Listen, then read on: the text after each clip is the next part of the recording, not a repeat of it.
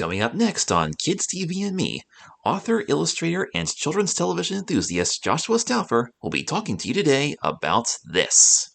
Now get ready for Kipper. Shall we have a story then? Yes. Are we ready then? Yep. Kipper is next on Nick Jr. Deep in the middle of the dark, dark wood, there lived a horrible, horrendous, terrible, tremendous...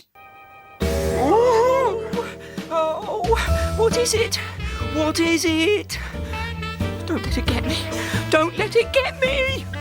Oh, we shouldn't have come. It's a horrible, horrendous monster. Don't let it get me.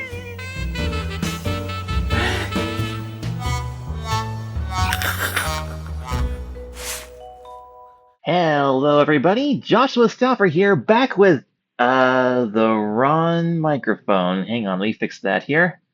There we go, that sounds better, doesn't it?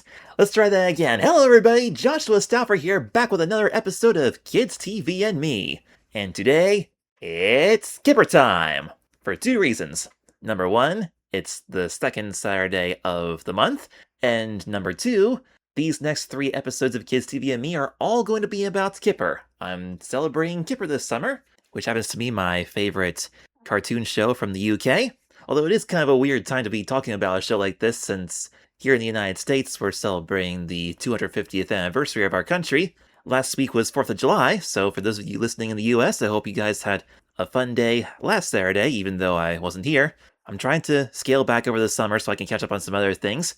But this week and 2 weeks from now will be Kipper, and 2 weeks after that, the second Saturday of August, that'll be Kipper as well. A Kipper marathon, if you will. So, this week we're going to talk about Kipper the Dog, episodes 10, 11, and 12, Pig's Cousin, The Paddling Pool, and Tiger's Torch. These are 3 of my all-time favorites, and it's one of the first half-hour programs of Kipper I remember watching when I was a little kid, like about 2 years old. So let's begin today's analytical nostalgia adventure with Pig's Cousin. This is really interesting because about 2 weeks ago, that was either 2 weeks or 3 weeks, whatever weekend Father's Day was, that Sunday, me and my dad went up to my cousin's house and we played with their dogs and we were hanging out in the pool. We had a little campfire in the backyard. We were roasting hot dogs. And we're going to do all that again today. We're going to have some fun with 2 dogs, Kipper and Tiger. We're going to hang out with Kipper's friend Pig's cousin, Arnold. And later we'll get to have some fun splashing in the pool.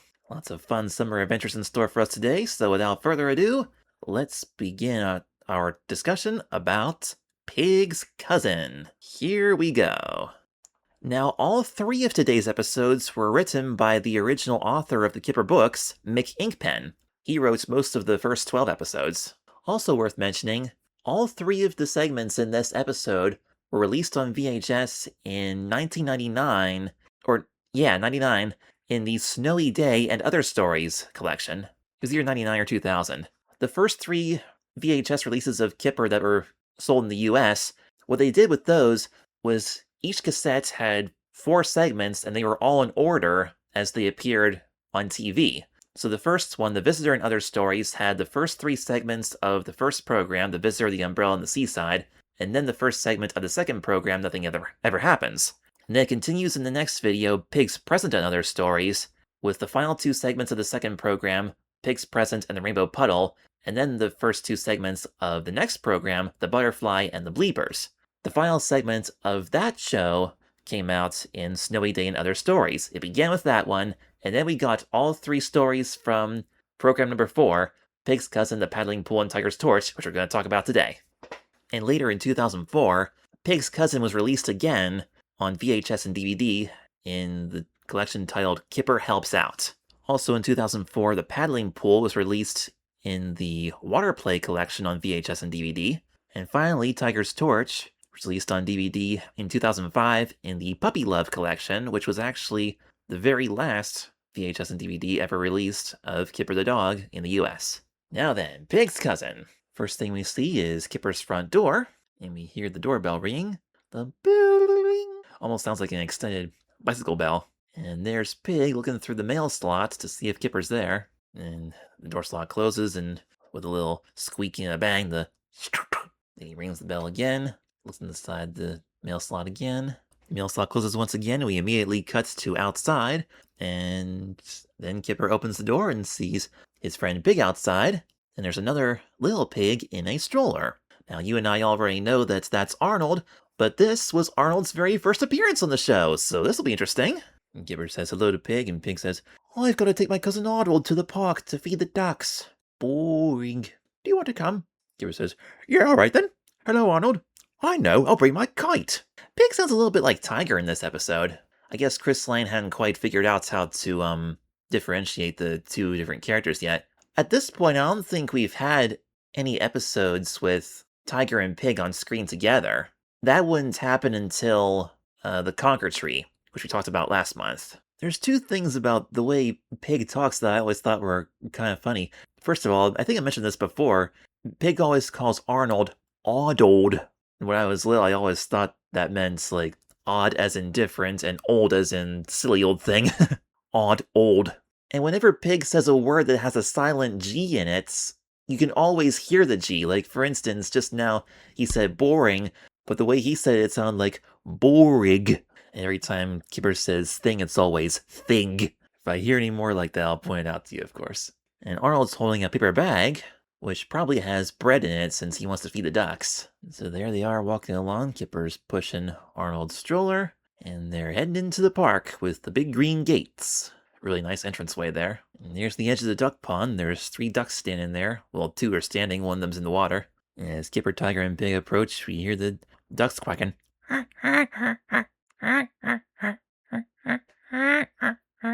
And Pig says, no, ducks are boring. We can do that later. Come on. And Kipper says to Arnold, we'll feed the ducks later, Arnold.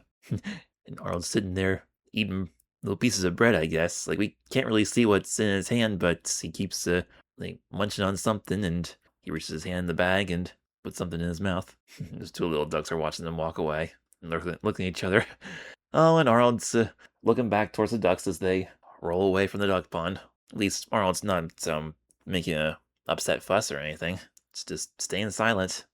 When Mom recorded this for me back in 2000, the people at the station must have made a little mistake because during the first 2 minutes of the show here, including the intro, at the bottom right corner was a logo that said Nick instead of Nick Jr., which is what they would normally use for the shows for older kids outside of the preschool block. It was some weird orange shape that looked like, I don't know, kind of like toothpaste sitting on a toothbrush right after you square it out, I guess. Like a little swirl thing there. And it had Nick in white letters. I mean, it didn't look too terribly weird. I mean, it was orange just like Kipper, so it kind of sort of fit. But this is not exactly a show that's normally considered a show for kids above the age of 7, so they eventually realized what they did, and right about this point, they quick took that off the screen, and soon after they put on the Nick Jr. logo, which I believe was 2 elephants, a big orange one and a little blue one. Like the big one said Nick and the little one said Jr., and underneath it said nickjr.com. And every day of the week, it was always a different animal. I'm not sure which day was which, but on Monday it was always birds, I believe. And then they had rabbits or elephants or butterflies. What was the other one? Did they have dogs one day of the week? Okay, here we go. I'm looking at nickstory.fandom.com. It was always birds on Mondays, bunnies on Tuesdays, butterflies on Wednesdays, dogs on Thursdays. Yep, it was dogs. And elephants on Fridays. Which means this episode of Kipper must have been recorded on a Friday. And they also had special seasonal ones too. For Halloween they had bats, and they had snowman at Christmas. So now they're heading to the swings with the red seats. And they have 2 regular ones, and they have one with a baby seat in the middle. And Pig's trying to swing as high as he can there. He says, yeah, but you can't swing as high as me. And Kipper gets on the other big swing. And now we see a view of the sky. And one by one, Kipper and Pig kind of go in and out of the picture as they swing up high. And Pig and Kipper keep arguing over who's higher. Pig says, I'm higher. Kipper says, you're not. I'm higher. You're not. I'm higher. Look at my ears. I guess Kipper's kind of counting his long ears going up into the air as going higher. Now that I'm watching this on YouTube, I can really compare it and see who's going higher. If I pause it at a certain point and put my cursor right there. Let's see. Pig's ears are right about there. Play. Well, Kipper and Pig are actually tied right there. with those first two swings up in that view. Okay, now Pig's much higher the second time around. But now the second time, Kipper's actually not as high as Pig, so I don't know why he's saying you're not. I guess it is kind of hard to tell when you're swinging back and forth like that, trying to see how high somebody is. And of course, the third time around, Pig gets to the highest of all. Okay, round 3, Kipper is the highest, and his ears are way up at the top of the screen there. Okay, so Kipper did win that third try. Ooh, now Arnold got out of his stroller, and he's trying to climb up onto the baby swing. Kipper quick jumped off of his. Oh, Arnold was trying to climb on, and he fell down. Kipper very kindly picked Arnold up and put him into the baby swing. He says, "There you are, Arnold. Would you like a push?" Arnold's still sucking his thumb. If he's not eating bread, he's always sucking his thumb. He doesn't swing very long, though. Pig gets off of his swing and grabs Arnold's swing and says, "Let's whiz him. Shall we whiz you, Arnold?" I'm not quite sure if Arnold knows what he's in for, because he doesn't really, say yes or no with his gestures at all. He's still got his thumb in his mouth. And so they twist the swing round and around and around. It looks like they're hung with ropes instead of chains. I assume chains would be a little bit safer. I don't think I've ever seen swings hung with ropes in, like, municipal playgrounds around here. And so they twist the swing up until Arnold's way up high towards the top of the picture. And then they give him a spin, and wow! It's really hilarious when you pause it, because the way this is drawn, every single frame, it looks like Arnold has 27 noses. Like they just scribbled in all the pink for Arnold's skin, and they scribbled in a bunch of lines for the noses and the ears and the eyes and the feet, with about a dozen strands of rope up top and the red seats whizzing around underneath. That's some really funny animation for spinning somebody around like that, but in the old days, that's how they did it. And Arnold doesn't make any noise when this happens. It's just the swing and the ropes going. And so the swing unravels, goes all the way down, and then it keeps spinning and twists itself up the other way, and Arnold goes back up again, slows to a stop, and then spins around the other direction a little bit, and then Kipper and Pig both catch him before it twists the other way again. And they pick up Arnold and get him off the swing, and Pig says, "Let's go on a seesaw." And Arnold's looking a little bit woozy there. Doesn't fall down, though. He's still able to walk. Yeah, when I was a kid, I never really liked to spin around all that much. I mean, the first few seconds were always fun, but after a while, I always get some kind of really weird taste in my mouth. I don't know what. And I feel quite awful afterwards. Oh yeah, I forgot to mention, Kipper's kite was also in the stroller, and I guess Arnold was, like, hanging on to it as he was riding along. So now Arnold's walking with Pig, and then Kipper's running with the stroller towards the seesaw with the kite inside the stroller. So Pig sets Arnold on one end of the seesaw. The seat on the seesaw is yellow. It looks like a great big piece of corn, actually. And the thing holding it together in the middle is also red. And it's got a round space in the middle, which we can see as Pig walks past to the other side. He pulls the other end down and sits on it. Now Pig's down on the ground pretty much, and Arnold's way up high. They can't seesaw very good because Pig's too heavy and Arnold's too light. So now Kipper's going to help. He's going to get on with Arnold. Hopefully he'll make that side heavy enough. Oh, now the side with Kipper and Arnold is too heavy. And Kipper has an idea. He motions towards Arnold to go across to the other side of the seesaw to join Pig. This whole seesaw scene has, like, no dialogue whatsoever. It's all just silent, with music in the background. He very carefully walks to the other side, Arnold, towards Pig, and now they're even. So now they can go up and down and have a good time on the seesaw. Interesting. So it turns out that Pig is actually lighter than Kipper. Never would have guessed that. But Kipper's a big dog. Then we dissolve to the next scene with a very colorful slide. The steps are yellow, the railing's red, and the slide is blue. The primary colors. And Pig says, "This is his favorite." "It's your favorite, isn't it, Arnold?" And in between thumb sucks, Arnold very quickly nods his head yes. I agree with Arnold. The slides were always my favorite part of the playground too when I was little. And Kipper asks again, "Is it your favorite, Arnold?" And Arnold nods again. So they all climb up, and Pig goes down first and says, "Whee!" Pig says, "Come on then, Arnold." And wow, Arnold goes down by himself. He's a brave little piglet. And Pig catches him when he gets to the bottom. And when Kipper gets to the top, he says, "Come on, Arnold, we'll go down together." So Arnold climbs back up to the top, and Kipper puts Arnold on his lap, and down together they go. And by the way, Arnold didn't say we before, because he doesn't say anything, but Kipper and Pig said, yeah, yeah! And then as Kipper and Arnold go down the slide together, both Kipper and Pig say wee for him. Kipper said, did you like that, Arnold? And Arnold's running back to the stroller, picking up his bread bag again. So Arnold still wants to feed the ducks, even though he's having fun with this other stuff. Pig says, no, Arnold, we can feed the ducks later. Come on, let's go fly a kite at Big Hill. And he picks up the kite out of the stroller. I guess that's why I didn't notice the kite earlier, because it kind of blends in with the stroller.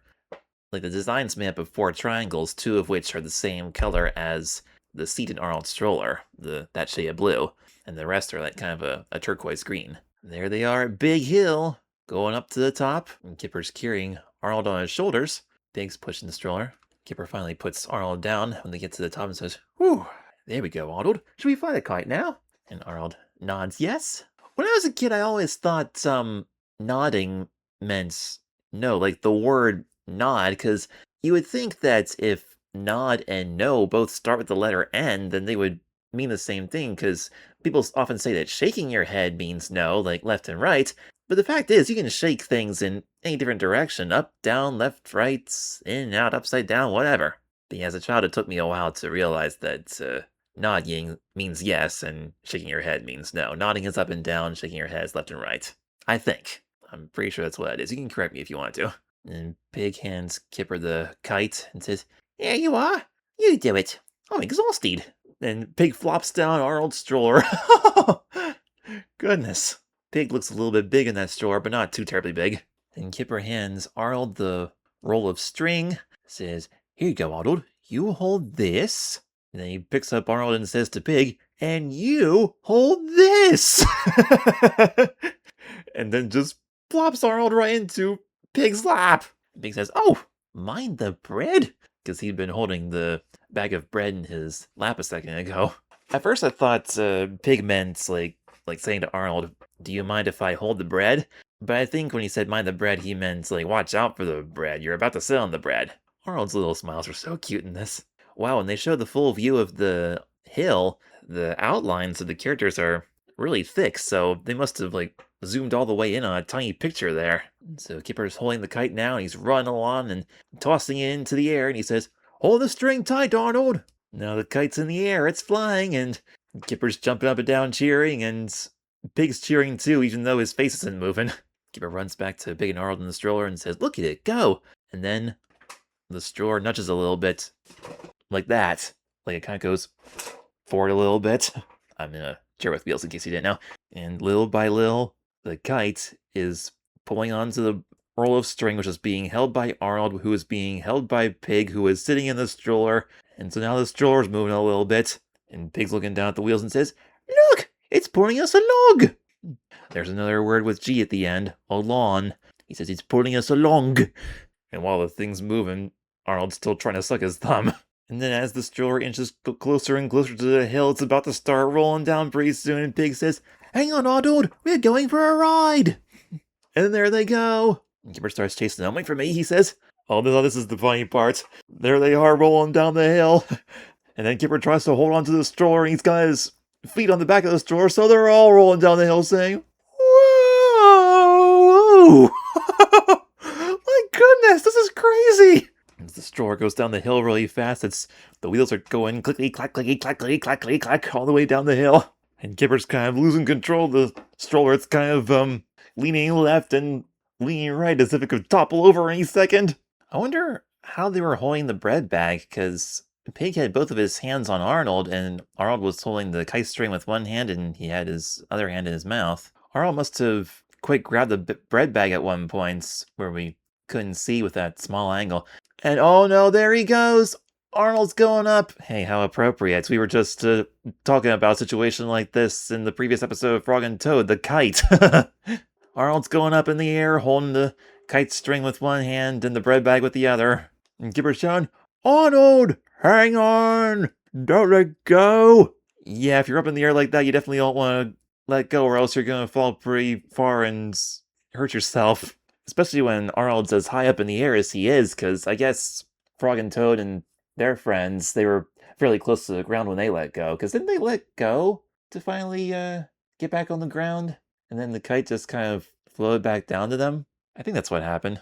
And I guess Kipper was so busy shouting to Arnold that he kind of lost control of the stroller, and when they get to the bottom of the hill, they crash and tumble all over the place.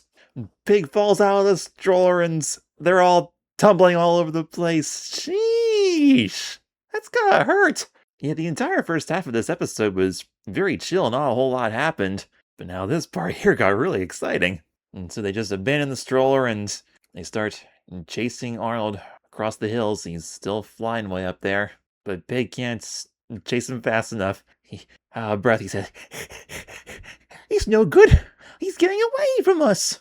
A little bit later on, they get back to the slide, and there's the kite with the string all tied around the red railing of the slide, and we don't know how it got there. So Kipper and Pig run over to the slide. They found the kites, but Kipper says, "Where's Arnold?"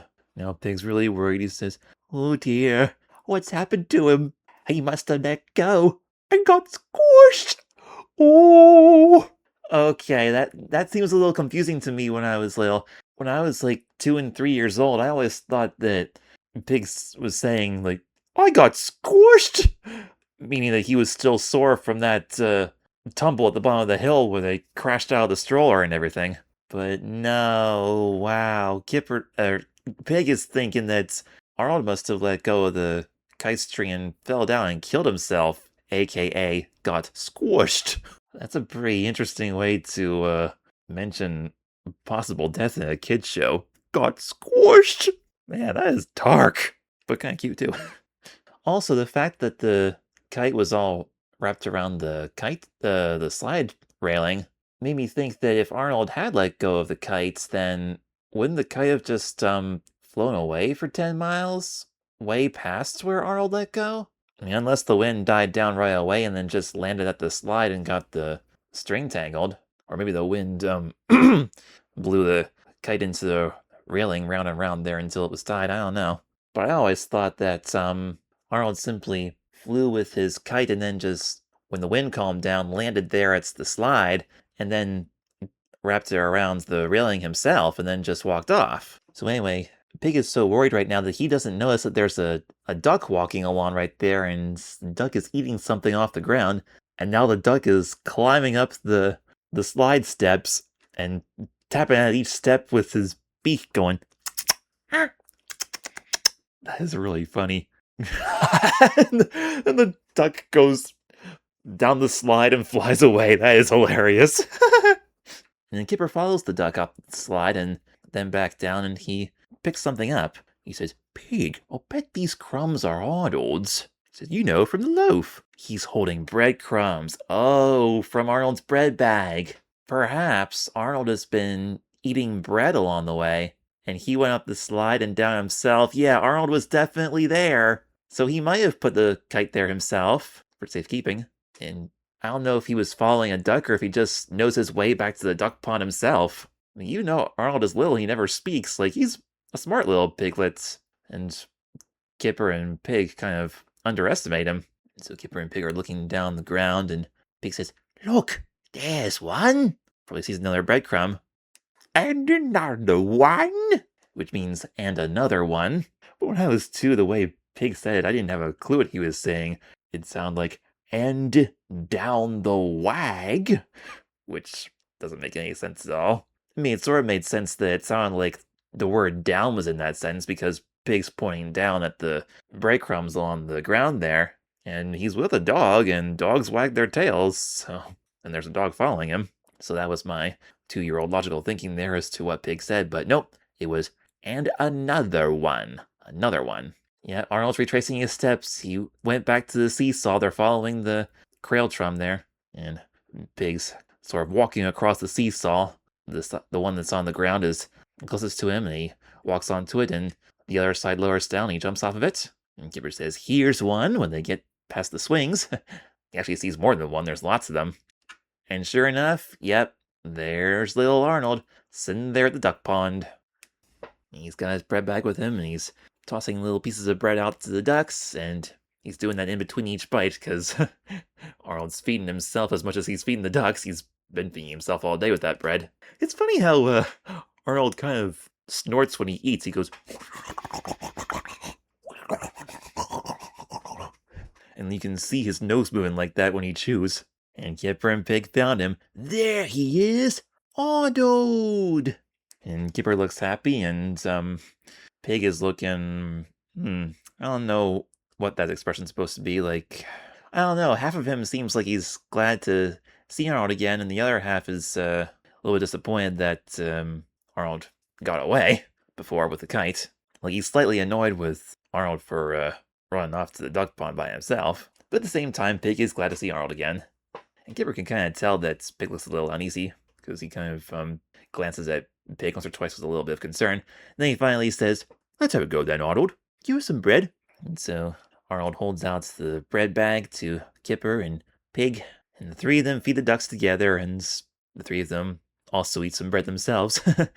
Arnold gives them some more bread for them to eat, and they just sit there and sigh as the picture zooms into those three. And after a few seconds of silence, aside from birds singing and ducks quacking, well, I guess that does count as birds singing because ducks are birds. Ducks quack, that's their way of saying. And then, historic moment, Arnold says his very first word, "Duck!" And Kipper and Pig were not expecting that. They gasp and smile as Arnold happily continues feeding the ducks and sucking his thumb. Okie dokie, so that was Kipper the Dog, Pig's cousin.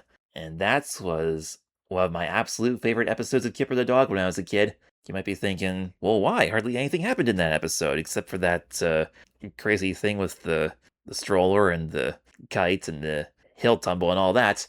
True, it was a very low-key, simple episode with very minimal action, aside from that climax. But the reason I enjoy it so much is because one of the biggest highlights of my childhood was going to a playground. I've always loved climbing around on those play structures and going down the slides, and I didn't ride on seesaws all that much when I was a kid, but I definitely remember swings. I'm trying to think which playgrounds I spent the most time at aside from the ones at school. Buchanan Park has had a pretty good playground.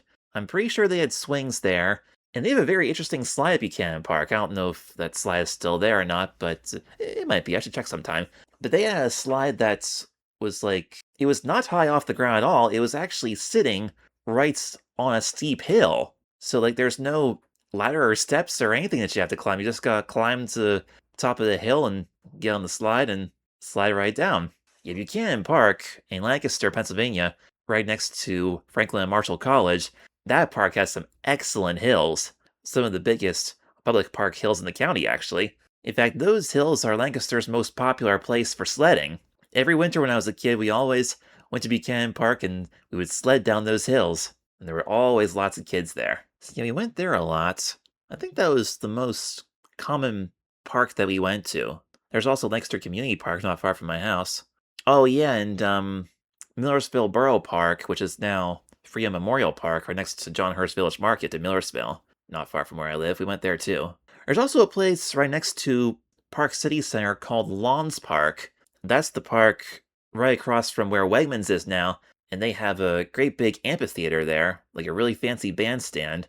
And also they have Lawns Pond, a very large duck pond. We didn't go there very often when I was a kid, at least not until I was older, like maybe 9 or 10 we started going there, and I really enjoyed it. Like, they had a huge wooden playground there that they've since removed and replaced with traditional metal equipment. But that duck pond, I remember my mom told me when I was a toddler, like about 2 years old, about Arnold's age, I was walking, but I wasn't really talking much yet. My mom took me there, and we saw the ducks at the duck pond. I don't remember how close to the water we were, but my mom said that a duck was walking along, and I started following it, and the duck was going towards the water, and I was following the duck, so I was going towards the water too, and then I guess my mom kind of freaked out, and then she quickly picked me up, and I started to cry, and she said I cried the whole way home. I don't remember if it was because I was sad that I couldn't catch the ducks or whatever, or it might have also been just the fact that my mom picked me up so suddenly that she kind of scared me a little bit. It was probably a little bit of both, and so I didn't go back to that park for another 7 or 8 years. But when I was older, I enjoyed that park a lot. And I still kind of do. The only thing that would make that park better would be if they had a lot more trails going through it. Because you can get lots of good steps in if you park your car at Good Drive at Noel Dorwart Park and walk along these trails across Farmingdale Road, through the woods and into the back alley of Wegmans, and then down along through there and cross Harrisburg Pike, and then walk the whole way across Lawns Park to the back corner of there. You can go under a tunnel at Route 30, and then across another parking lot into the back entrance of Boscov's. So you can walk the whole way through 2 parks straight into the mall. Wonder how many miles that is. Yeah, that's about a 2-mile walk one way, give or take. So if you're into walking outside and finding a really unusual off-beaten path way to go to the mall, I highly recommend that if you're in the area. Noel Dorwart Park, Lawns Park, and Park City Center in Lancaster, Pennsylvania. But anyway, yeah, playgrounds, can't beat it. That was one of the best parts of my childhood. Playing the playground, sliding on the slides, walking around outside. I loved it. Alright, I'm going to cut here now, and when I come back, we're going to talk about today's B episode, the paddling pool. I'll be back in a flash with more.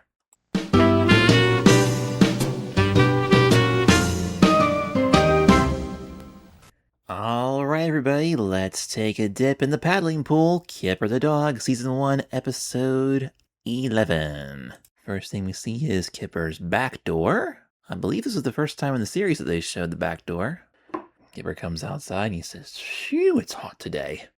How appropriate. It's a really hot week this week here in Lancaster, Pennsylvania. Stand there by the outside of his wall of his house. Stand there stretching and yawning. Maybe he just got out of bed, I don't know. Now he turns around and he sees his shadow.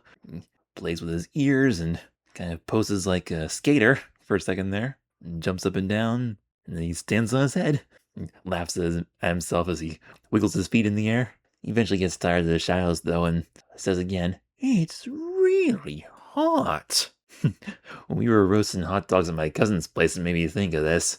We were eating hot dogs there, and I was thinking pretty soon my podcast will be talking about a different kind of hot dog. Kipper's pretty hot there. So then he goes inside his house and gets what appears to be a glass of orange juice with a crazy straw in it. He's got his blanket too. He takes a sip of his drink, then lays out his blanket. And he lays down on it, and then picks up his glass of orange juice and kind of wiggles around the straw inside it. You can hear it rattle. He drinks the rest of his juice and sighs. He says it's too hot, really. It's a paddling pool kind of day. And he flicks the straw once again with his finger and twirls around in his glass. After that, he sits up and says, "Yes, that's it. I'll go get my paddling pool." So yeah, this is the original paddling pool episode, long before Water Everywhere. And he's going over to his closet, the same closet that we saw in the tag sale, or the jumble sale, whatever you want to call it.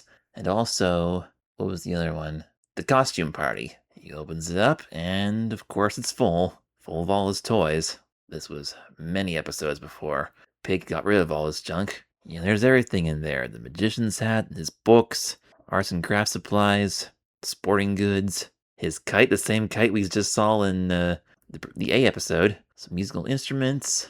Oh wow, he's got one of those things too with the colored rings that you stack on top of each other. And there on the top shelf, underneath a bunch of boxes and things, you can see the edge of the pool sticking out there. This blue rubber thing with the air valve on it. And he pulls on it, and then down comes the box that was sitting on top of it. Apparently that box had some blocks in it, some kind of colorful shapes. And lots of other stuff tumbles down on top of him too. Everything that was on the top shelf. That's a really big pink toy car he's got there. He's also got these birdies for badminton. There's a puzzle box that came open. I hope he didn't lose any pieces in the process there. And he's got a red bucket on his head and he shakes it off. Hey, it's another red bucket with a yellow handle, kind of like Pale on Blue's Clues. And bonk! Ow! A baseball lands on his head that just rolled off the shelf. That must have really hurt, because when we dissolve to the next scene, we see Kipper coming outside with his pool, and he's got a bandage on his forehead. Opens up the air valve on the pool and starts blowing. He doesn't have Tiger to help him this time like he did in Water Everywhere. He's gotta blow up the entire thing himself. See, now this is a different pool than they had in that episode. This one's got the 3 layers on it, with the blue on the top and the bottom and the green around the middle. Because in Water Everywhere, it was just one big blue ring with a floor in it, and it had yellow stripes going around. So this is a different one. Apparently he's been blown for a long time because we dissolved to a little bit later and he's kind of slowing down. He's about out of breath, but he gets one more big puff in there and it's all blown up. And Kipper's sweating like crazy. Dogs don't sweat in real life though, do they? I don't think so.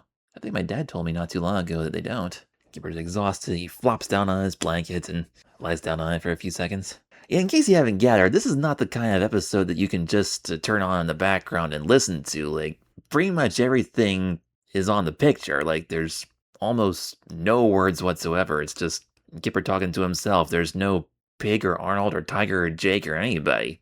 Kipper's doing this one solo. And you have a quick cut to the garden hose, which is all rolled up on this, whatever you call that thing that you wrap a garden hose in, one of those brown things that looks like a big wheel. We never had anything like that growing up. We always just rolled up the garden hose ourselves and then just hung it up on a hook in the garage. We would bring it in and out. And Kipper's pulling on the hose, trying to get it to unravel. But then all of a sudden, it very quickly starts unraveling and it all comes apart. And Kipper gets all tangled up in it. Sheesh! How long is that hose? I mean, there's like piles and piles of hose there. There's no way we'd be able to fit that much hose on the hook in our garage. I mean, I imagine he could go around his whole house a couple times with that hose. After he untangles himself from this, what looks like a big green pile of spaghetti, he picks up the end of the hose. Well, he's got to find the end first. He grabs a strand of hose and he eventually finds the yellow nozzle there. He turns on the hose, or there's a little faucet there, which is a metal pipe nailed to a wooden post.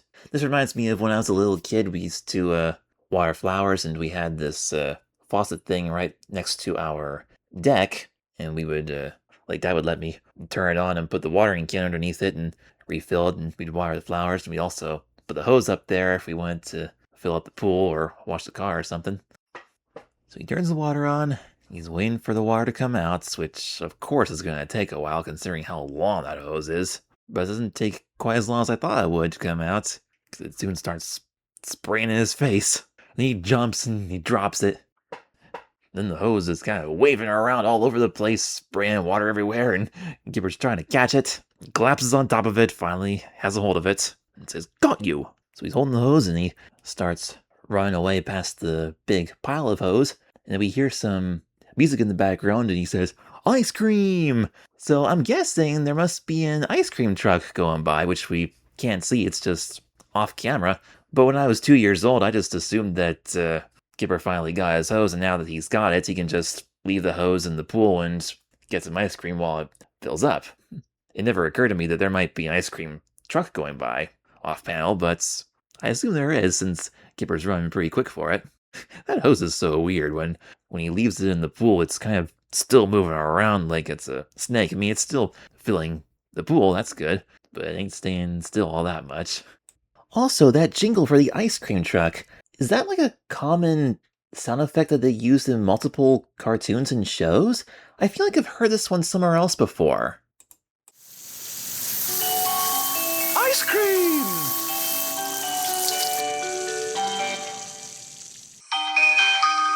There's something about that sound that just makes your mouth water. And makes your feet set Olympic records in the 100-yard dash. Tuesday on the Travel Channel. Ice cream. On a truck, in a store, off our hands. We'll eat it anywhere. So come along and visit some of our favorite ice cream palaces. Tuesday at 8, only on the Travel Channel. That's where I've heard it before, that Travel Channel commercial.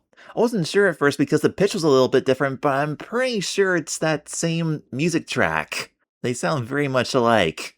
Yeah, back in 2004, the Travel Channel used to have a really cool show called Food Crazy, and every week they would show different food-related travels. Like one week they would do snack factories, one week they would do ice cream shops, or ballpark food vendors, or hot dog places. It was a really cool show. I enjoyed that. I'm sorry about the low quality of that recording. I just held my phone up to the TV and played it. I didn't feel like doing a big long transfer right now, so I just did it that way. So anyway, Kipper got some ice cream, and it looks like a vanilla cone. They have bandage on Kipper's forehead. It almost looks like he has two on there to make like a T shape. I'm not quite sure why you would need two because like the fuzzy parts would just be in the middle. So if you put another one on top of it right down the middle like that, then that would just be another fuzzy square right on top of the first one with the rubber in between. So I don't see how that could help. And Kipper's just walking along, enjoying his ice cream cone. Looks like a soft serve swirl cone there. And the ice cream's melting in the sun and it's dripping on the ground. And Kipper's very quickly trying to slurp up all the ice cream as it's dripping down. And then he kind of loses control and he dumps the rest of the ice cream on his face. Oh, even got his bandage sticky. Yuck. Might want to rinse off with that hose. He looks inside his ice cream cone, it's empty now, and he starts eating the cone. When I was little, I didn't even know you could do that. I thought an ice cream cone was just a cup that you put in. I didn't know they were edible. I thought it looked kind of weird at first seeing Kipper eat this thing. And he licks the rest of the ice cream off his fingers, and he's all done now. And the stuff that was on his face, he didn't lick all that up, he just kind of shook it off. So he goes back to his blanket and... uh-oh. It's a lot easier to see watching this on YouTube, but I couldn't see it very well on my VHS tape when I was little. But there's a big blue puddle all around Kipper's blankets. See, with these earlier episodes of Kipper, like the first half of the series, the way they aired on Nick Jr., especially on like the main Nickelodeon cable channel, it was really difficult to get a decent recording of those because with all these white backgrounds, it kind of flushed out all of the outlines. Like you could hardly see them. Like you can see the orange of Kipper's fur, but you couldn't see the lines around like his face or chin or paws or anything. You could barely see his smile unless it was up close. The second half of the series came out a lot better. As a matter of fact, the lighting problem was not an issue with the local recordings from WHP CBS 21, because in the fall of 2000, Nick Jr. started airing some of their popular shows on local CBS stations, and Mom recorded 2 episodes of Kipper from there. In fact, one of them was Pig's Shop, the Water Everywhere, and the Costume Party, which we talked about back in March. But no, this one was on the main Nick channel, and so on that tape I couldn't even see the blue puddle around the blanket. And I didn't realize that the blanket was all wet until Kipper started picking up, and we hear it's all like squishy and soggy.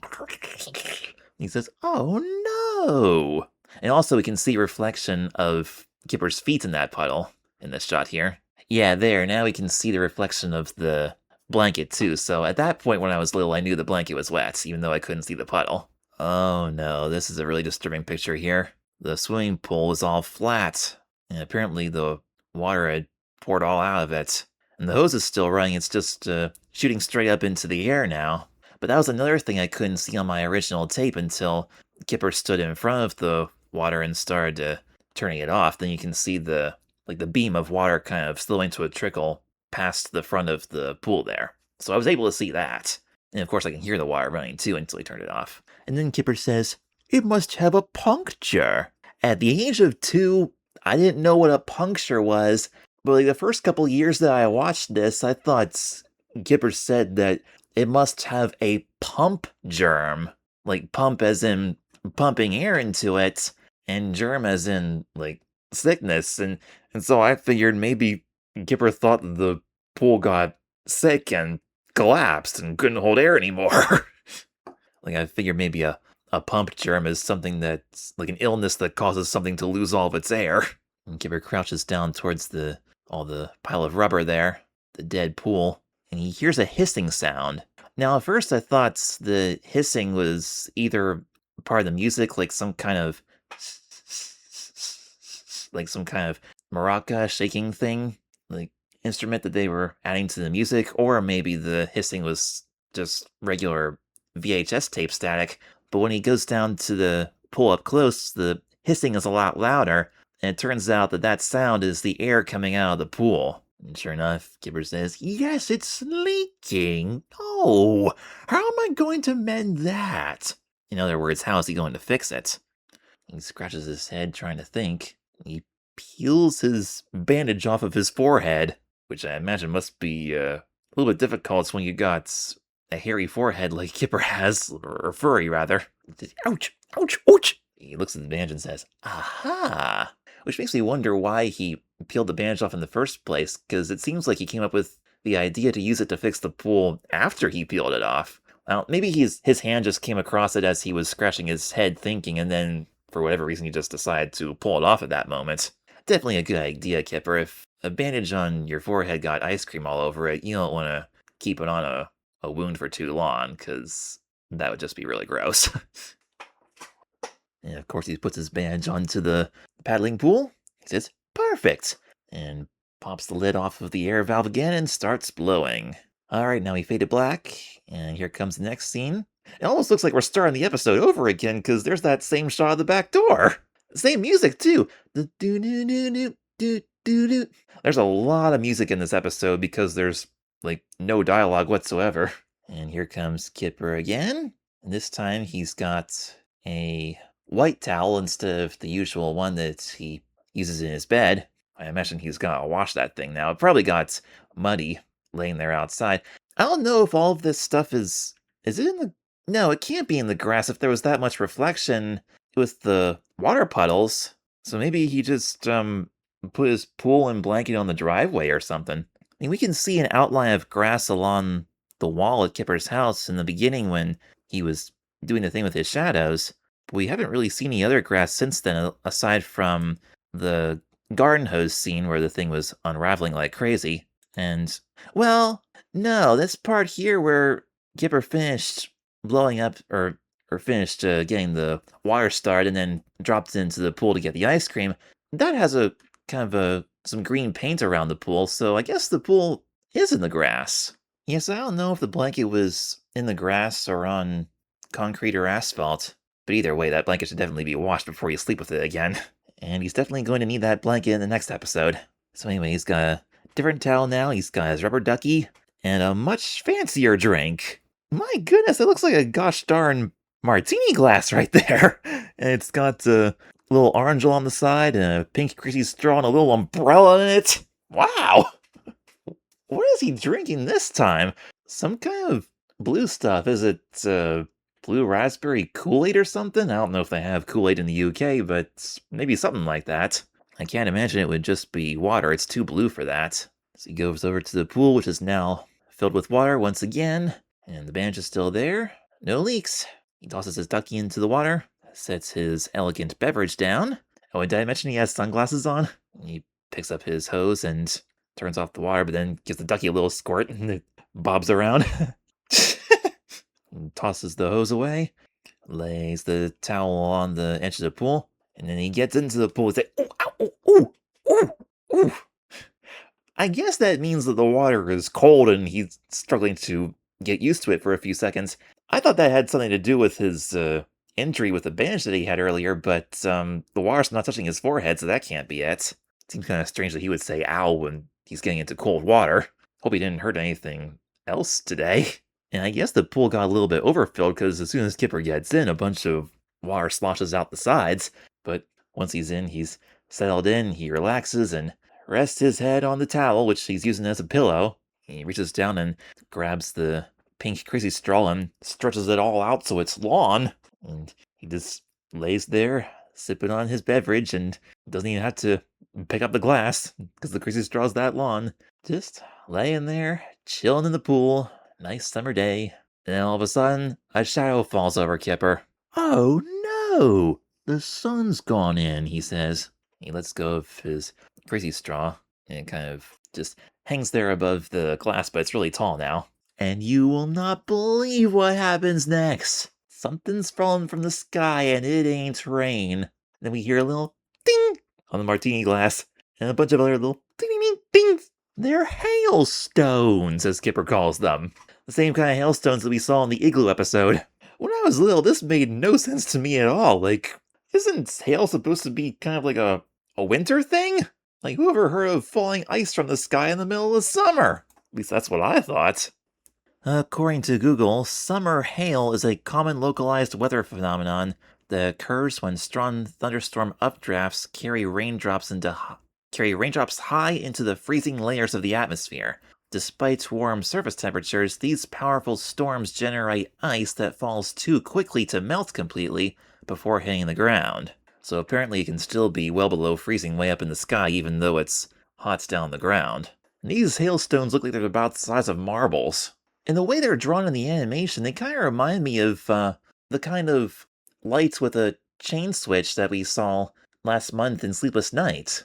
Sort of like what I have here in my basement. Because you got the blue round dot on the bottom for the hailstone, and then there's these blue lines coming down, like showing how fast they're coming down. I keep thinking this reminds me of something else, but what? Was there a fence that I saw when I was little that had little round things on top of these skinny metal sticks? Possibly. It also kind of makes me think of like curtains with little beads hanging down, but I can't imagine where I would have seen that when I was 2 or 3 or 4. But anyway, yeah, it looks kind of cool the way they draw this hailstorm, but of course Kipper's not enjoying it as much as I am. That little decorative umbrella that he put in his drink, he's picking up that tiny little thing and holding it over his head to try to shield himself from that hailstorm. I don't think that would help very much, but it's a clever idea. I mean, honestly, I don't know what else you would use a little umbrella like that for, aside from it just looking nice. I assume it's supposed to represent like a beach umbrella that you would set up over your beach chair or blanket or something if you're at a sunny beach. I don't know why I keep saying martini, and there's no way there's anything alcoholic in that beverage. I mean, come on, not on a Nick Jr. show they wouldn't. Cocktail umbrellas, that's what they're called. Those little umbrellas, I think they're supposed to be toothpicks or something. I don't know if they're supposed to be like a piece of fruit or an olive down the bottom there, but there's nothing at the end of that one. It's just decorative. Also kind of funny how the hail keeps bouncing off the rubber ducky there. Jiminy crickets, that was some hailstorm. How long did that storm last? About 25 seconds. But it sure left some pretty big piles of hail right along the pool there. And it's clearing up now, and Kipper happily looks up at the sky. And now he can enjoy his afternoon in the pool again. And he scoops up some of the hail off the ground, hopefully it's not too muddy, and puts it in his drink for ice cubes. Smart, real smart. I'll bet that tastes pretty good. And before we realize it, the rest of the hail on the ground just kind of melts away within a few seconds. And the episode concludes with Kipper holding his drink and happily slurping on it as he lays there in the pool. But then the final 2 seconds, we hear a little whoosh. Oh, come on, you gotta be kidding me. Is his pool going to deflate again? I wonder if the hailstones left a hole in it somewhere. Or 2. Or 10. But yeah, I mean, Kipper's enjoying himself now, but like after the credits, who knows what kind of trouble he's gonna run into. I mean, he's laying there in that pool, and if the thing's gonna deflate again, it'll deflate with him in it, and he's probably going to collapse out of there with a big splash as his weight kind of squeezes all the air out of it again. Ay, ay, ay. I mean, at the age of 2, I didn't quite compute that as being a bad thing. I thought it was just like a silly little sound at the end of the episode, and it doesn't really matter because Kipper's happily enjoying himself, so it kind of, like, it was a happy ending, but it wasn't a happy ending. Like, you could hear those last 2 seconds of impending doom there. Like, right after the episode ends, something bad's probably gonna happen.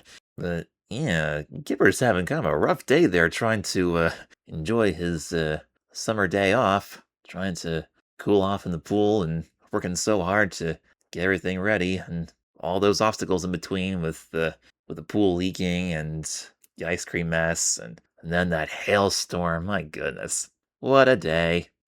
Okay, so that was Kipper the Dog, the paddling pool. Probably my least favorite episode out of these 3, I'll tell you right now. I mean, spoiler alerts, the next one's gonna be a lot better than this, I'll tell you that.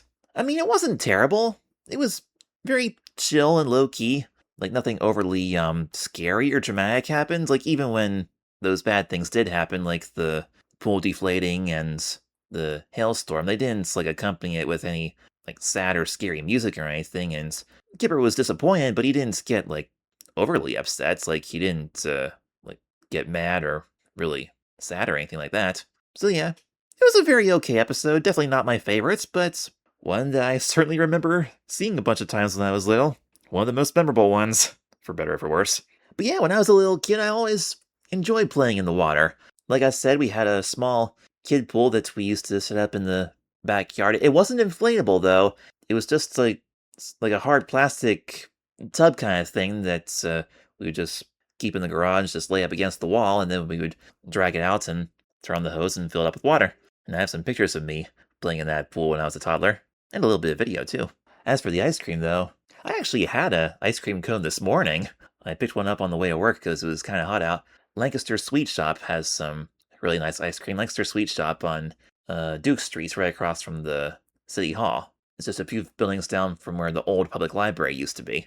But anyway, I got an ice cream cone there. It was, what'd they call it? Peanut butter curl or something? I think it was vanilla ice cream with some peanut butter mixed into it. And I enjoyed it. It was pretty good.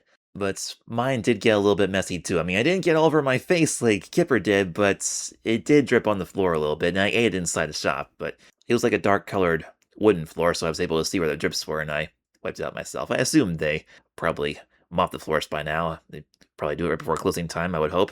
I mean, they're a fun novelty once in a while, but usually I prefer having my ice cream in a dish, because those cones and trying to eat around it to get in more, that kind of messy stuff is just not my favorite thing. I prefer eating ice cream with a spoon. Alright, that's enough of that. I'm going to make another quick cut here, and then in a few seconds, we're going to talk about today's C episode, one of the most iconic Kipper episodes of all time, Tiger's Torch. I'll be right back.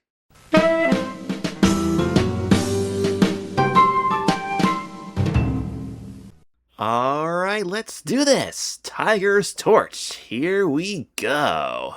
Okay, so first thing we see is Tiger just looking straight at us there. And he's holding a flashlight and he turns it on and shines it in his face. His smile gets bigger.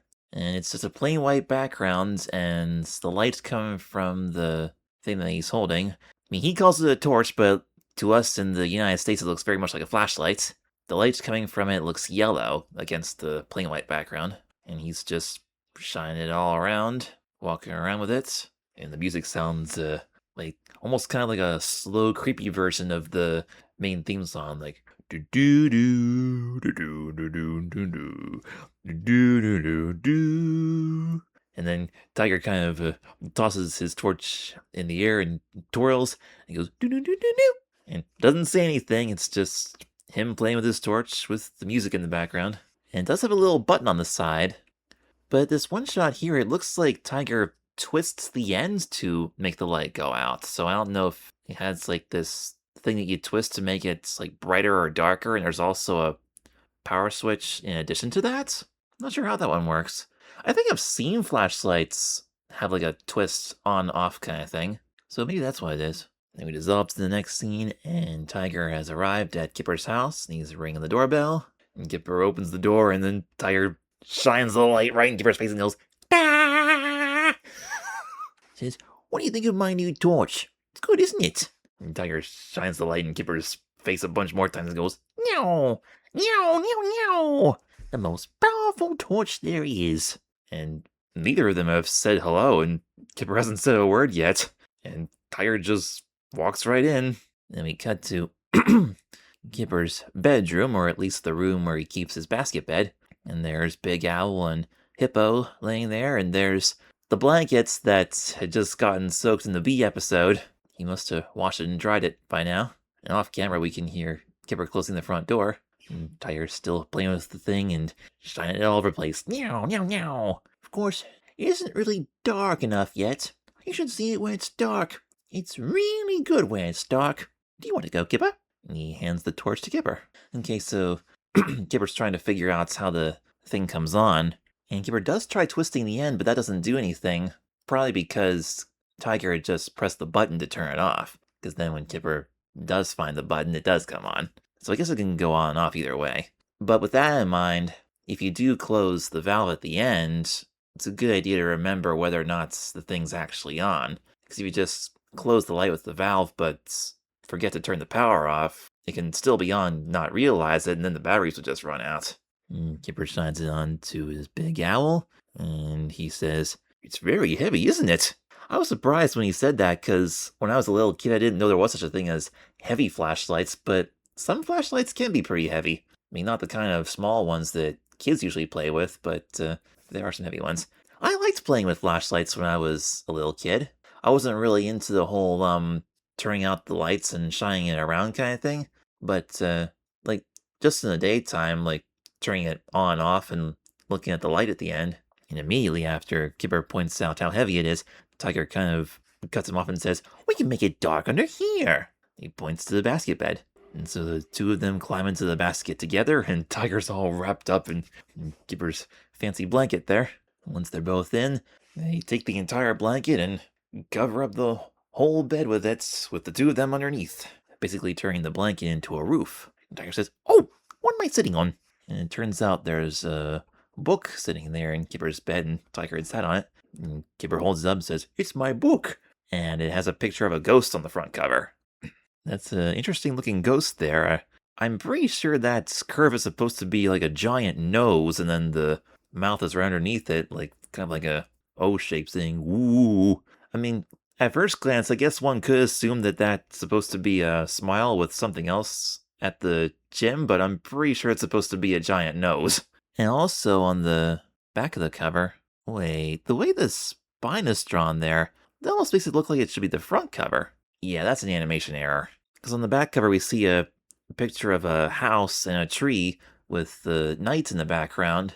Just the night sky, all the blue there. It's like the black shadows of a house and a tree. But the way Kipper's holding it up, if that's the back cover, shouldn't the spine be on the other side? Because looking at the house picture, the spine is on the left and it's right side up. But then Kipper flips the book around. Well, actually, before he flips it around, we cut to a closer shot with just focusing on Kipper holding the book. And there we see the picture with the house on the back cover, and the spine is now on the right side. Then he flips it over, then the spine is on the left, and the ghost picture is on the front. So that's kind of weird. So anyway, Tiger says, "That's another thing. You can read under the bedclothes with a torch like this. Look." And he points the lights at Kipper's book. Interesting, he called the blankets bedclothes, like sheets and blankets and comforters and things.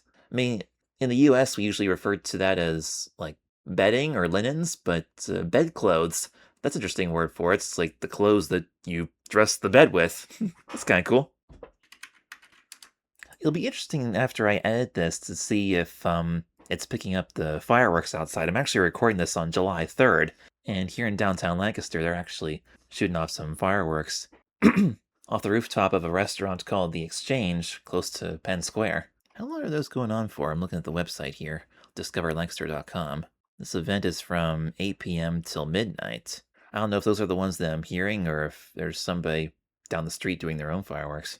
But anyway, if they're still going on after I'm done recording this, I'm gonna go over to my bedroom window and see if I can see any of these. But anyway, back to Tiger's torch. So Tiger was saying that you can read under the bedclothes with his torch.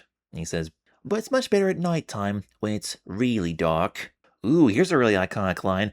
Kipper says, "Shall we have a story then?" Tiger says, "Yes, you read it and I'll hold the torch." The part where Kipper says, "Should we have a story then?" Nick Jr. used that in like an audio voiceover announcement saying that Kipper is coming up next.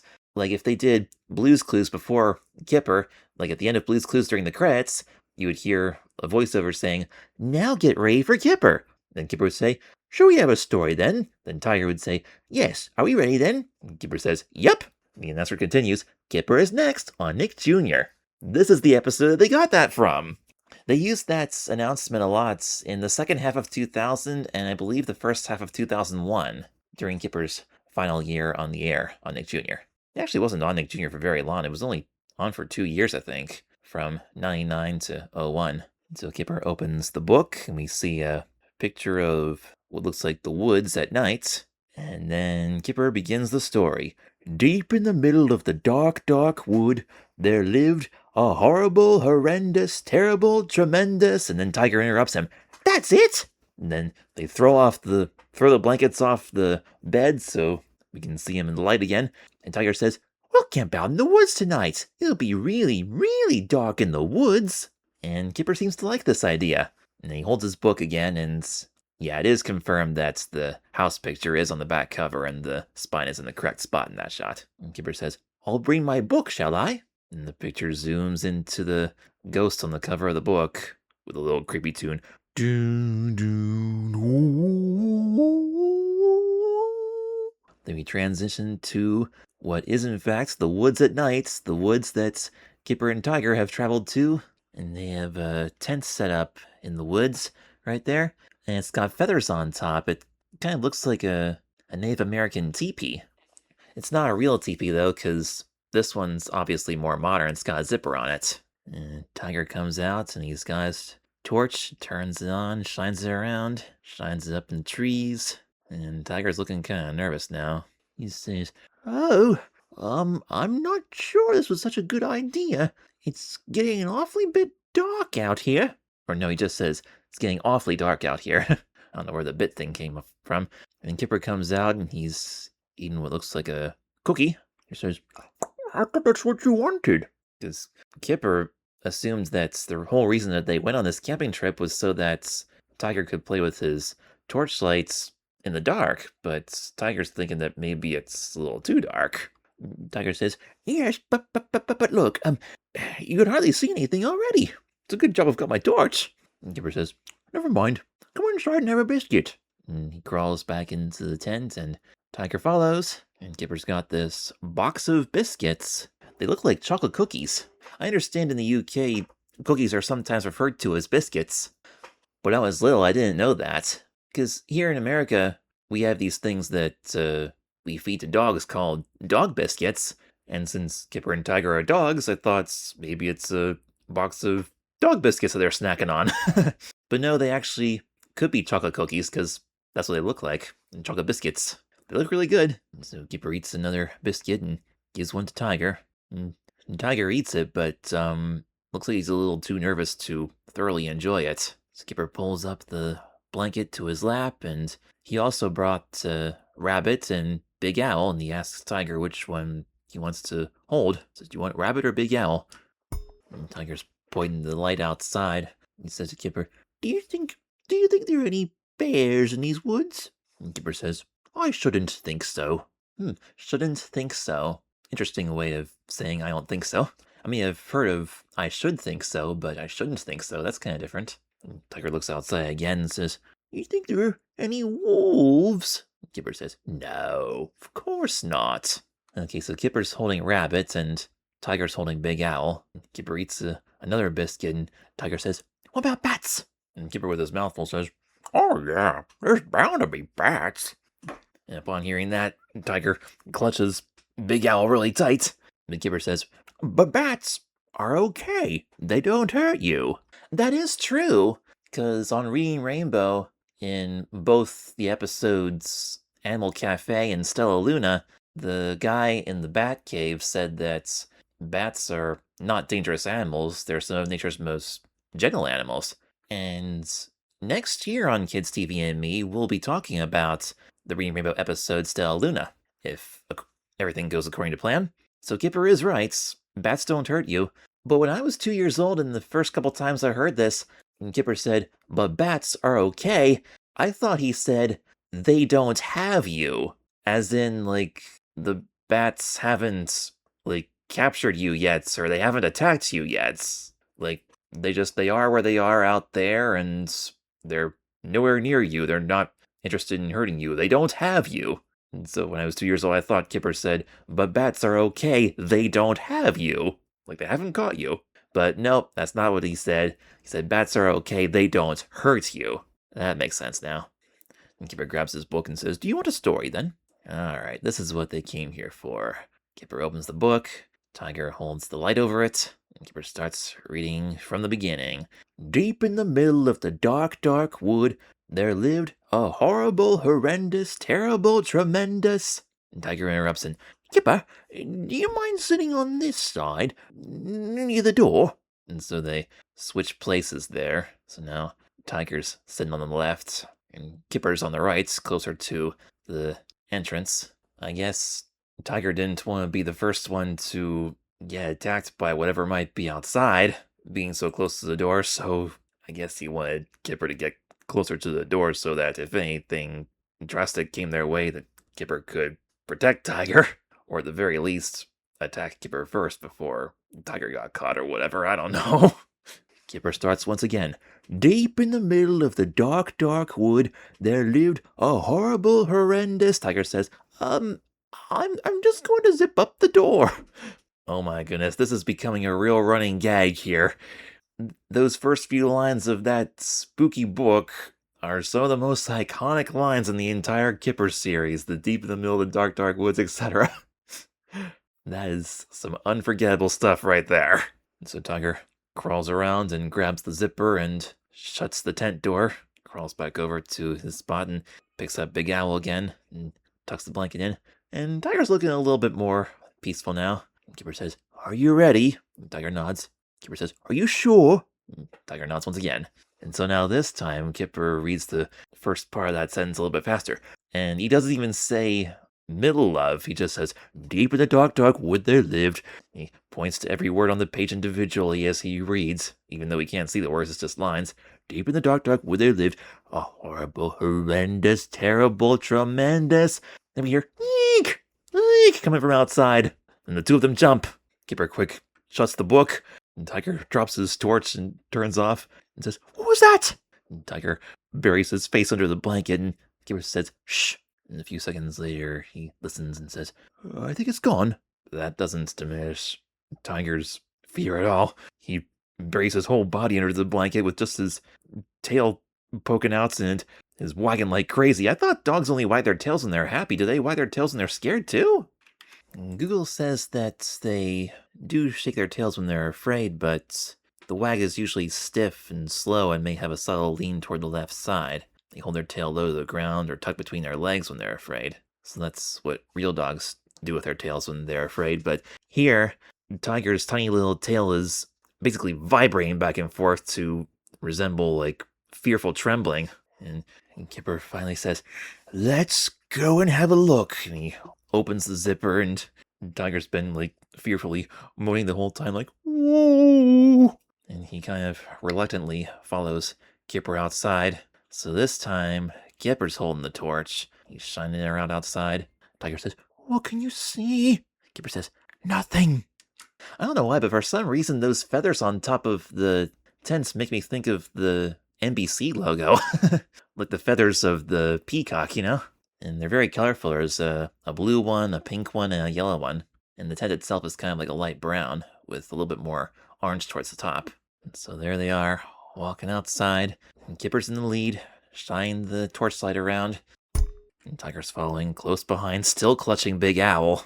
And Kipper very slowly points the light towards us as he says, I think it came from somewhere near here. Meaning he thinks he knows where the sound might have come from. So now the light's pointing directly towards a tree trunk. He slowly shines it up, and it looks like there's a hole in a tree, and these two big eyes with a beak in between light up. We hear another eek! And the two dogs scream, "Arr!" And they run back to the tent, and Kipper drops the torch in the process, and it bounces and lands on a tree stump. They run back into the tent, and the light's actually shining directly onto the material of the tent. We can see the light coming through there. After they settle in for a few seconds, they catch their breath, and Kipper says, "I think it was just an owl." Kind of like the one Tiger's holding. Tiger says, "You think? Yes, it was an owl, wasn't it?" Kipper says, "Yes, it's a silly old owl." Hey, that's funny. I never noticed that detail before. And Tiger's kind of stroking Big Owl as they're talking about the owl that they just seen. And at that moment, they see a big shadow moving around where the light is shining towards the tent. It looks like a big ugly thing wiggling around with these two antenna-looking things. And now Tiger's really freaking out. He says, "Ooh! Oh, what is it? What is it?" He's crawling around all over the place in the tent. He quickly hugs Kipper and says, "Don't let it get me." Then dives his face under the blanket once again and says, "Don't let it get me." And then that blanket shaped like Tiger's head says, "Oh, we shouldn't have come. It's a horrible, horrendous monster trying to get me." So now Tiger is completely covered in that blanket, all wrapped up in it, and he lays his head down on the ground, and we see his stomach going up and down because he's breathing heavily, totally freaked out. And if you look closely, you can catch a quick glimpse of Kipper covering his mouth like he's trying extremely hard not to laugh at Tiger because he thinks Tiger's being silly about this. Like there's a little snicker like, and then when the picture cuts to the outside of the tent, you can hear a little. Now, looking at this now, I'm pretty sure that's supposed to be Kipper chuckling a little bit. But when I was a toddler, I always thought that was Tiger snoring because he had just wrapped himself up in the blanket and laid his head down, so maybe he fell asleep and started snoring. But looking at it now, that wouldn't make sense at all if he's that frightened. I mean, that just seems impossible. Like, you see something really scary and then you totally lose it, and then 2 seconds later you fall asleep. That's not the case at all. That's not what's going on. Even though Kipper's laugh does sound a little bit like a snore. So anyway, Kipper comes out once again, leaving Tiger alone inside the tent, whimpering. And then we see what that shadow was.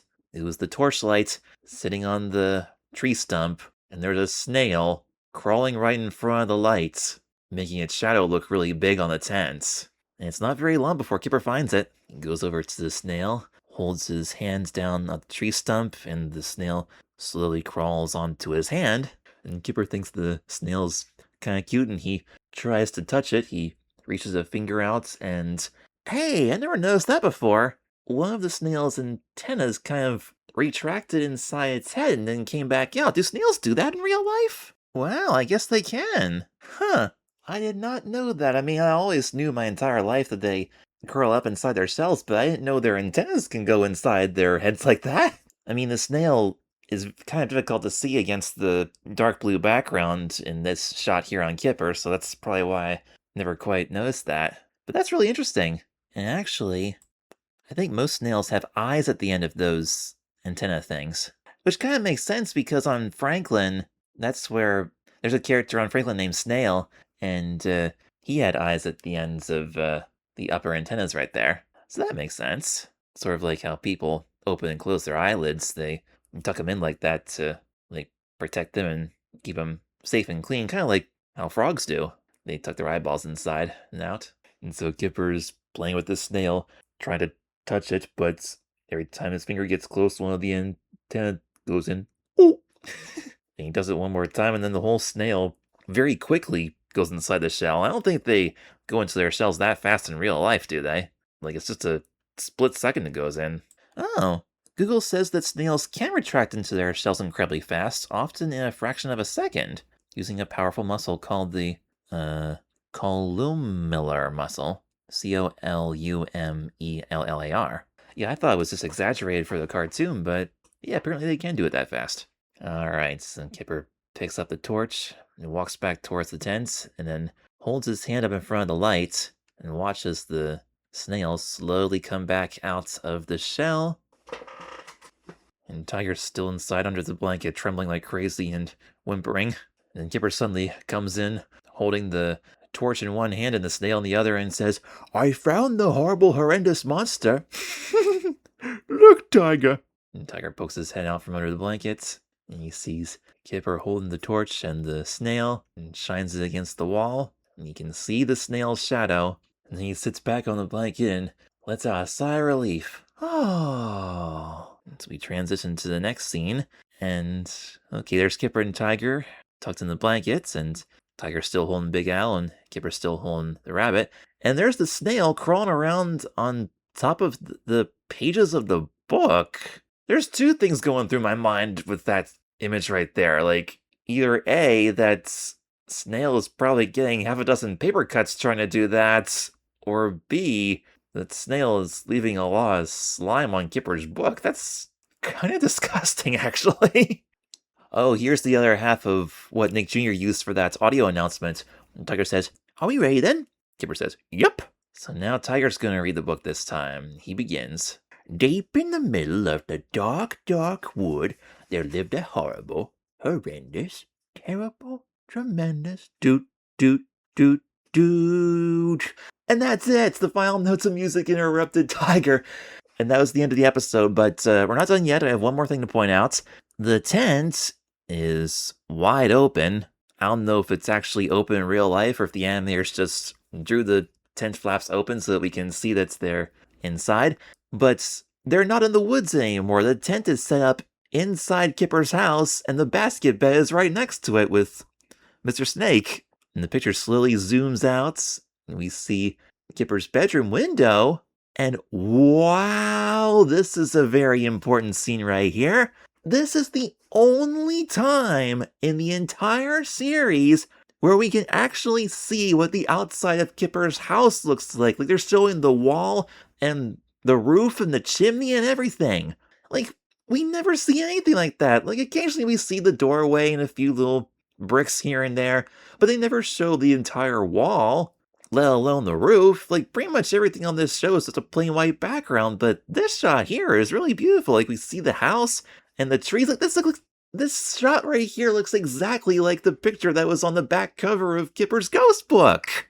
That is amazing! So, I guess they got tired of hanging out in the scary woods, and so they packed up and brought their tents home, and they continued their camping adventure inside Kipper's house, and brought the snail with them for whatever reason.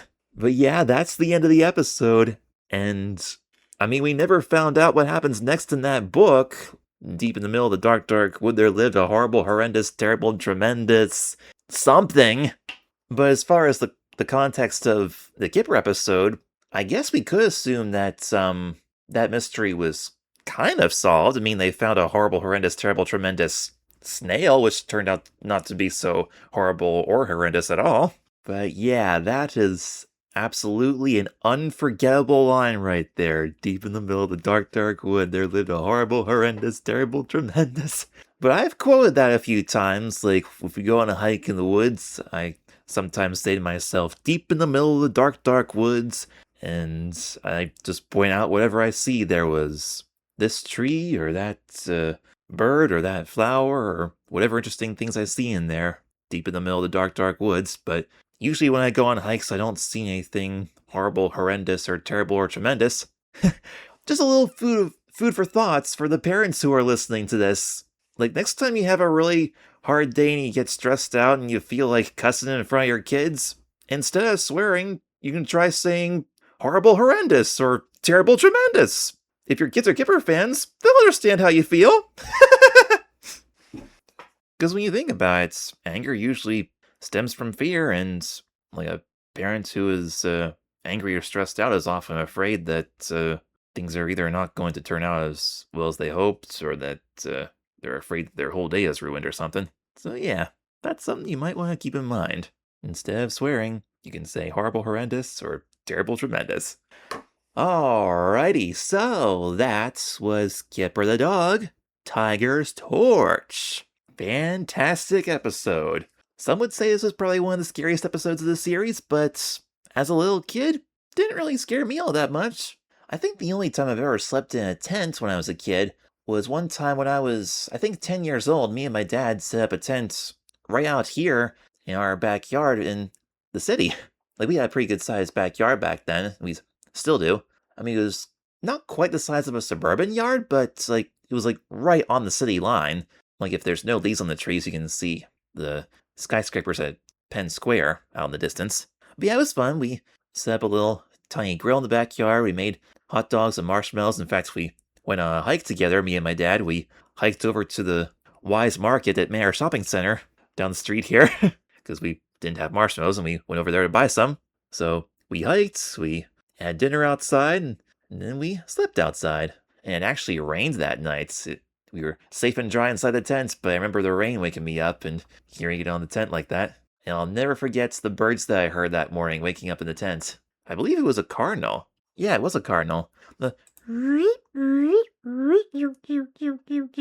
that was a fun time. I enjoyed that. I've slept in cabins already, but that was the only overnight tent experience I ever had. And I've never heard any screech owls in person, I don't think. I don't think I was ever in the woods that late at night to hear any, though. That's gotta be what that was, though, a screech owl that's Kipper and Tiger heard. Similar to what that one owl was talking about in the movie, The Adventures of Milo and Otis. Oh, and one more thing I forgot to mention. Speaking of tents, when I was 3 years old, there was a plastic play tent that I used to have that had the Blue's Clues characters on it. It was like this big, like, rubber canvas plastic version of the Blue's Clues house. It was like a big tent, and we set it up in our sunroom. And my dad made a video of it, and playing in that tent made me think of this episode of Kipper, where they were hanging out in their tent in the woods, reading the book about the horrible, horrendous, terrible, tremendous something. And on that video, I came out of the tent and I said, I was trying to say, I found the horrible, horrendous monster. But it didn't quite come out sounding like horrible, horrendous. I was only 3 years old, and my dad thought I had said a ferocious monster. And he assumed that I was referring to another Nick Jr. show called Maggie and the Ferocious Beast. So I was trying to say this. I've found the horrible, horrendous monster. But my dad thought I was talking about this. Maggie and the Ferocious Beast. A good guess, but nope. I was quoting Kipper. Maggie and the Ferocious Beast is a really good show, though. One of these days we'll talk about it on my podcast. So anyway, I think that'll do it for now. That was Kipper the Dog, Pig's Cousin, The Paddling Pool, and Tiger's Torch. 3 of my all-time favorite episodes of Kipper the Dog. And just remember, there will be no Frog and Toad next week, and there won't be any until September. In fact, there won't be any Kids TV and Me at all next week. In 2 weeks, we will be doing some more Kipper the Dog. Because this summer, I'm going to just be doing the podcast every 2 weeks in July and August, and 3 in a row are going to be Kipper the Dog. So next week, we'll do 3 more Kipper episodes. No, I'm sorry, not next week. The next episode, 2 weeks from now, the following week, the final Saturday of July. Wait, are there 4 Saturdays in July or 5? 4 Saturdays, okay. So, July 25th, we're going to do The Rescue, The Rainbow Puddle, and The Picnic. That'll be July 25th, if I get it ready in time. And then 2 weeks after that, on August 8th, we'll do 3 more Kippers. We're going to talk about Buried Treasure, Claytime, and the Purple Park Monster. So that'll be in August. So lots more Kipper coming our way in the near future. Oh, and I also forgot to mention that at the end of Tiger's Torch, the credits for this episode have white text instead of black text, because it's kind of a dark background showing the shadow of the snail shining on the outside the tent. Or maybe it's the inside. So that's a different little detail that I noticed. But the GSCF, the Grand Slam Children's Films logo, is about the same, just accompanied, once again, with white text. So that'll do it for now. This is Joshua Stauffer signing out. Hope you guys have a wonderful day, and I'll be back in 2 weeks with another fun-filled episode of Kids TV and Me, featuring Kipper the Dog. Thanks for listening. I will see you next time.